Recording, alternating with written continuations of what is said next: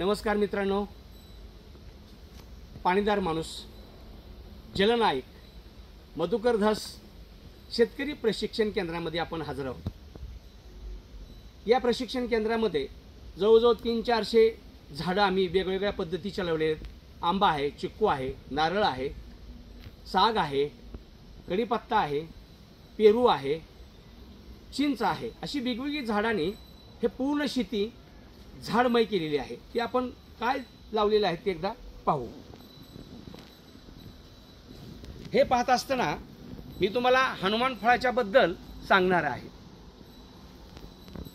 हे आमचं पूर्ण शेतकरी प्रशिक्षण केंद्र आहे। हनुमान फळ हे हनुमान फळाचं झाड आहे। या पानाचा विचार केला तर जवळजवळ अर्धा फूट एक एक पान आहे। ही जी सीताफळाची जे वेगवेगळे वाण आहेत त्याच्यामध्ये मला माहिती असलेले 3 प्रकार आहेत। एक गावरान सीताफळ हे आपण बघणार आहोत। हे गावरान सीताफळाचं झाड आहे। हे गावरान सीताफळ आहे। याला सर्वसाधारण पाव किलोच्या आतमध्ये फळ मिळतं। त्याच्यानंतर गोल्डन वाण वेगळी जात आहे। आणि हनुमान फळ सगळ्यात प्रसिद्ध असलेलं, एकदा मी लेकीकडे जावायकडे पुण्याला गेलो होतो आणि त्यांनी मला सातारा रोडला हनुमान फळ खाऊ घातलं। ते एवढं फळ मला भावलं, असं चमच्यानी घर 4-5 बिया निघतात आणि सगळा पूर्ण घर असतो आणि मस्तपैकी खाल्लं। म्हणजे हे झाड आपल्याला लावायचं। मग आम्ही शोधाशोध केली आणि बार्शी तालुक्यामध्ये आम्हाला ती नर्सरी सापडली, तिथून ती रोपं आणलेली आहेत।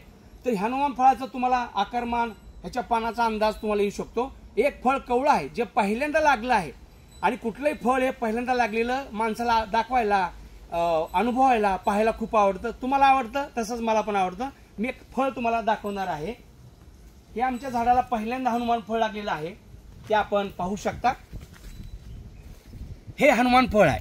हे फळ जवळजवळ अर्धा ते पाऊण किलो होतं। ते खूप चांगलं पोसल्यास आणि ह्याचा गर खायला चांगला आहे, रसाळ असतं।